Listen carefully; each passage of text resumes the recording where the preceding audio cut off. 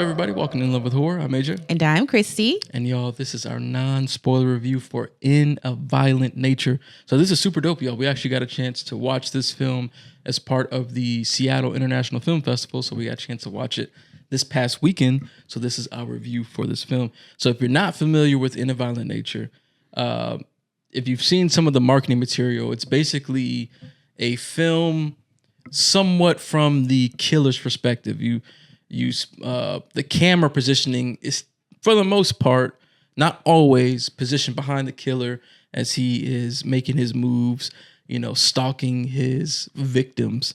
I'm sure you've seen the marketing promos. It's heavy on the gore and things like that. It's being held for special effects. So we'll get all into that, but that is the basic premise of In a Violent Nature is this. We'll get into it, but almost like Jason Voorhees type of guy. Yeah, going on a killing spree. Right. And that's the basic premise. This film was written and directed by Chris Nash, and we weren't really familiar with Chris Nash, but we took a moment to look him up on IMDb. It seems like he was a big special effects guy. Mm-hmm. He directed a short in ABC's of Death 2. I think it was the Z for Zygote one. And then he worked on a lot of projects. I think Psycho Gorman was one as the special effects person for those projects. Then he's directed a few like shorts and things like that. The big thing was special effects, right. And that is definitely apparent from watching this film, because this film, for the most part, I can't quote with 100% certainty, but it seems like it's mostly practical. I feel like for the most part, yeah. Which is super cool. If there was anything that wasn't practical, I think it was probably one thing that wasn't. Yeah. But everything else looks like it was practical. I won't say exactly like how the killer gets started, like the motivations for the killer and stuff. I'll leave that to you to learn about that in the film itself. But just know that something happens that causes the killer to go on this killing spree. And just off the top, I guess we'll start with overall how we felt about this movie. Do you want to go first, or you want me to go first? Okay, I'll go first. So, we tend to keep it real on this channel, y'all. You know how we do. I'm all about keeping it 100, keeping it real. I don't care about bandwagon shit and nothing like that. I give you my 100% true feelings. And I gotta say that I think that this film, for me personally, suffered from that whole marketing thing where people hype some shit up. Like, man, this shit is so gory, and so I'm gonna give you some additional context to this, right? So we sit down in the auditorium to watch this film, and one of the SIFF, the Seattle International Film Festival, one of their maybe program managers or something like that, was up there kind of introducing the film, right? And she's hyping it up, which I think she's supposed to do. Right, she's doing her job. She's selling, but she's hyping it up like a lot, right? Like, oh man, like y'all gore fans are in for a treat. People are throwing up on this movie. Well, I think someone did. Right. So I'm like, oh shit, this movie about to be fucking crazy. You know what I'm saying? And before we went, you had showed me this clip that someone had recorded audio from the movie, and you hear people going like, oh, you know what I'm saying? Yeah. So I'm like, I'm stupid hyped now. I'm like, oh man, I'm in for a treat. Now, here's what I'll tell you about In a Violent Nature. Is it gory? Yes. And at certain moments. See, here's the thing, right? And I'm sure you've seen the thumbnail. In this film, you spend a lot of time with the killer just walking. Yeah. Like, I'm talking walking simulator mode, y'all. Like, this dude was getting his steps in. Like, that dude, 10-folded his fucking goals in his app. Because you spend a lot of time following the killer, just walking through the woods as he's getting to the next victim. You know what I'm saying? Now, when he reaches the victim, it's on and popping. Right. You know what I'm saying? It's savagery. Yeah. You know what I'm saying? I'm talking about some of the most brutal fucking kills. Well, one in particular that I've seen in a long time that had the audience raving oh. They were doing that, right? Even I was doing it. I was like, damn, this shit is crazy. What the fuck? But I think the problem is a couple of different things for me, and why this film is I'm kind of mixed on it. Because the practical effects and the kills part, the part that people mainly talk about with this movie, are really good moments. Yeah. But I feel like the most hypest one comes a little too early in the film. And the others don't match the intensity of this and one in particular that's just so fucking over the top. I can see that. And the rest just didn't compare to it. And so like I feel like that kind of sets you up to not like have the audience feel that, oh, this is the most gory shit ever. You know what I'm saying? Because I'm thinking that all kills will be at that level. And there's even some kills that are off, not necessarily off screen, but you don't really fully see. Yeah. Which is kind of weird to me because when you look at the title of this film, In a Violent Nature, I'm thinking like this dude, it's going to be pure savagery for like 80% of this movie, just fucking shit up. Yeah. And there just wasn't a lot of fucking shit up. Yeah. Not as much as I was hoping. What you wanted. Yeah, there was more. You spend more time watching this dude walk through the woods by himself than him killing people. Yeah. And I think that should have been reversed a little bit. Yeah. But yeah, I feel like the runtime was a little bit too long because I feel like if they cut down some of the walking periods, I think the film would feel paced a little bit better. Because there was one moment where it was like one take of him walking in the woods for a long time. I leaned over to you and I was like, this scene is still going of him walking. You know what I'm saying? Yes. And I feel like that like kills your pace. Like, Yeah. I feel like this should be a very fast-paced movie. And a movie that is centered around the idea of being from the villain's point of view, I'm starting to feel like don't really work that good because what you realize is when you're not spending time with the killer in a traditional horror movie, you're getting a lot more story and development. True. And in this movie, the killer doesn't say anything. Yeah. And he's just walking. Yeah. So after moments of savagery, it's just quiet, nature sounds, and you just watch someone walk. Yeah. There's no additional story development in those moments. There's no talking. There's no exposition. There's literally nothing. You know what I'm saying? And I feel like that hurts the pacing of the film. And that's, for me, what puts it in a place of like, oh, I'm in the middle on it. It's not a bad movie. It's very creative. And I appreciate the risk they took, but it's not as great as I was hoping it was going to be. But yeah, you go ahead. Babe. I mean, I agree with you what you said. I'm in the middle of the road too because it is extremely creative, original idea, and the concept I thought was really, really cool.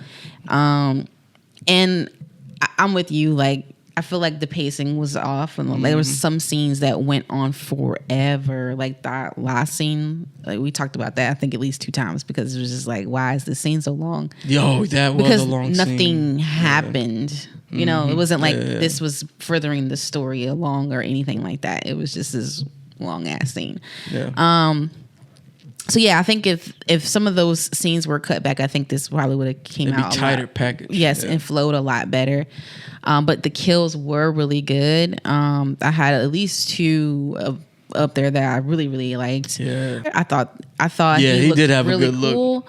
Definitely Jason Voorhees vibes to the max. To the max for sure. Like I feel like that was pretty much what it was. And it's Friday the 13th inspirations across this movie. Yes, and I really liked it. I did like in the earlier onset, I guess, of the movie, the way we get like conversations, because obviously he's walking through the woods, and so when he comes upon people, you come into the conversations. I thought that was really neat. I agree. Those moments worked really good. And see, in those moments, that's where the killer POV thing worked really good. Yeah, I like that. When he's like approaching and you're hearing the conversation as if how the killer would hear it. Yeah. That shit was cool. It was. But then when you have moments where he's just by himself and you just let it run for a long time with nothing going on. Right. You're like, you know, like not even, it'd be different if it was like things in the background that were happening, but sometimes there's literally nothing but him just walking. Yeah. And then footsteps crunching in the leaves. You know what I'm saying? So like if you trim that up and then just kind of like showed him start the next path and then cut to him approaching the end of that path, and now you're getting interactions and the exterior of him, like, oh, and you're starting to hear conversation stuff. Right. Like that shit, I think would have flowed. And a little bit better, yeah. I think we would have been way more higher on this film like pacing wise, because it's an hour and 30 minutes. It's an hour and 34 minutes. But I'm telling you, that shit could be trimmed down to like an hour 15 easy. Yeah, you know what I'm saying? For easy. Sure. And he wouldn't have took anything away from what we saw. Like you would have gotten everything still that you need. Still what you needed. Exactly, I agree.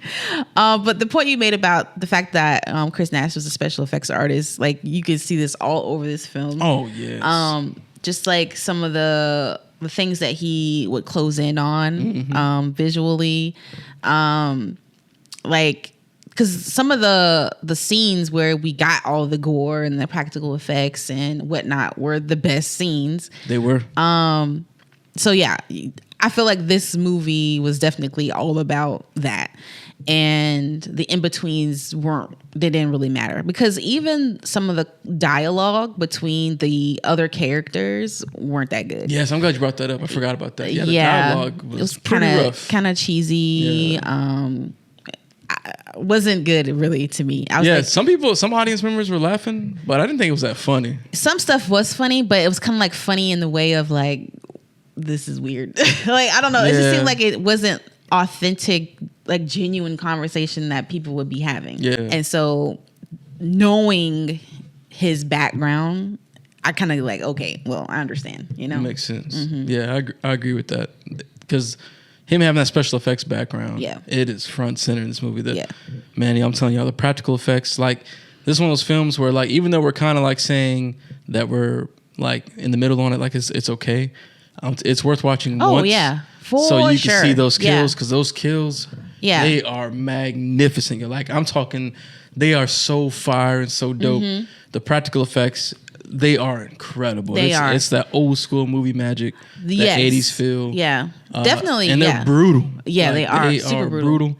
There's one in there, I'm just like, oh my God. And not the one that we talked about earlier, but the other one. It was just like, I'm just gonna do this because I was just like, it was hilarious. Yeah, that to me was like one of those, like, oh, this is the violent nature right here. Yeah, it just keeps going. I was just like, oh my gosh. I wish they would have showed more of that that clip in the close-ups, but there was still some great camera work in there. Like, having this kind of handheld feel, just following the killer around, like, it felt really cool. Yeah. And the movements were very like soft, like pans and turns and stuff like that. It felt good. Like, it felt natural, because it felt like you were moving with the killer, like, as he's snaking his path through and like getting his positioning for these victims and stuff like that.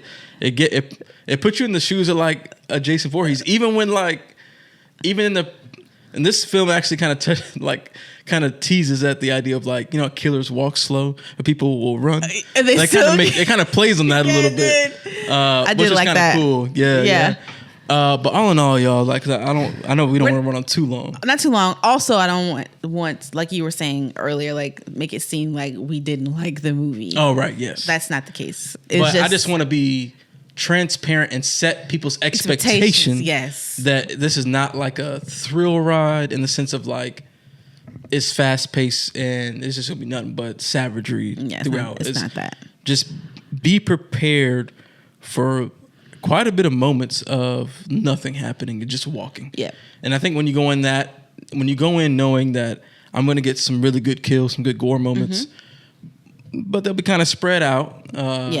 And to not go in with the attitude of like, oh, this is the goriest movie ever. Because there's definitely movies gorier than this. Yeah, for sure. 100%. But there are some things I've never seen before. Yes, there are some creative kills that I kills you've never seen. I promise you. These are some of the most creative. I don't even know how the fuck they came up with some of these kills. They're so creative. Yeah. But that makes this film special in the killer POV sort of camera following of the killer. Like, you're experiencing the world as the killer would experience it in a way. The creative, brutal, practical effects. It's also in the full frame format. A lot of movies are doing that lately. They are now. I'm gonna be honest. I don't know why. It kind of works for this movie. Yeah. In terms of giving it that old vibe. I'm just noticing that a lot of movies are doing it lately. Yeah. So it's definitely a trend right now. But so be prepared for that. It is in the full screen format because I didn't know that. Yeah, I didn't know When that. when it started, I was like, oh, okay. Well, I mean, it doesn't really matter because when you're watching in a theater, the screen's so big, it doesn't matter. Yeah. At home, it feels a little different. But yeah, this is just a very unique experience. Like shout out to the team for pulling this off. Yeah. Because some of these scenes you could tell were done in one take. At least it seems that way. So I'm sure it took a lot of work and choreography, and obviously the special effects probably took a long time to set up a lot of these props and things like that. So they did an incredible job with that aspect. Yeah. I would love to see what this dude can do if he teams up with the writer who can kind of write the story and the dialogue of the film while he handles like kind of the camera work and special effects aspect. Kind of like Winnie the Pooh, Blood and Honey, right? Like the first time it was all about these crazy kills, but the story wasn't that strong. Right. But then the next go around, he teamed up with somebody who could write for him. He did. You're right. And now we got a really good story and really good crazy kills. Yeah. This is a good example of that. Yeah. Obviously, this is a way better. Well, yeah, first time, yeah. The first Blood and Honey was. This is miles better than that. You know what I'm saying? But definitely different. That is a good point to point out. Like, if this dude teams up with the writer, they could make something like, I mean, something amazing for the horror people to experience. Not knocking this. No. If I had to give this a rating, I think we actually rated it while we were there. I think we gave it a 3 out of 5, right? Yes, but I boosted on our letterbox to 3.5. After thinking about it, like we've said what I said, but I think 3.5 is good. Yeah. Just because you can tell that a lot of like, you know how I am, right? You know, I'm emotional.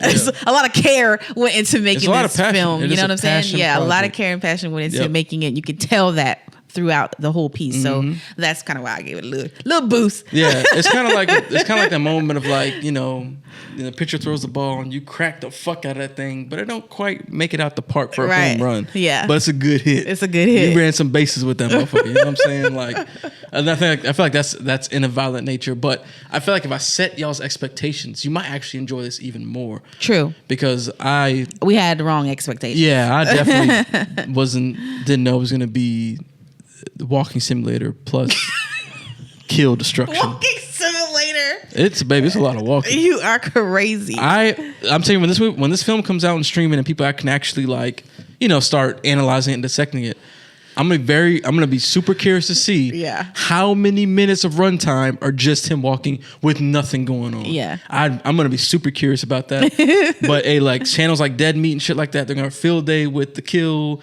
I mean, not necessarily the amount of kills, but the creativity kind of kills, and the brutality of these kills will definitely go down on a lot of people's YouTube channels.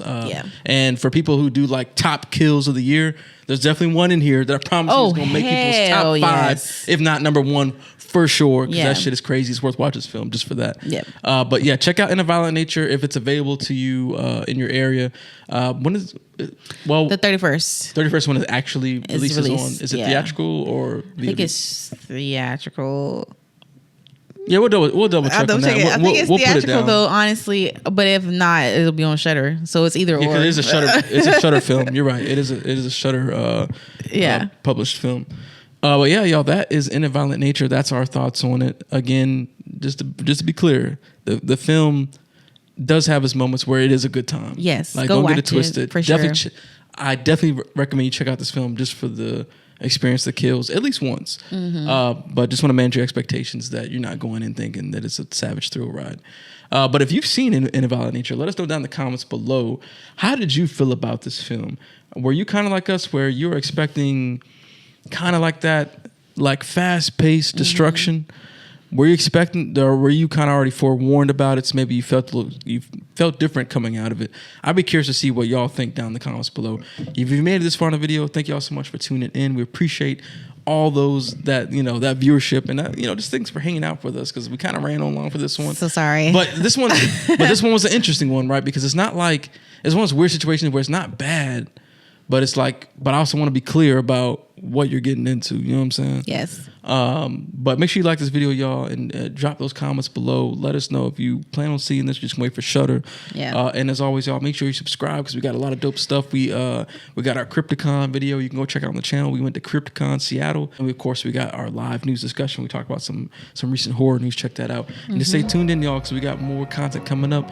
And you want to be subscribed so you can join in on the discussion of all things horror. Until next time, peace.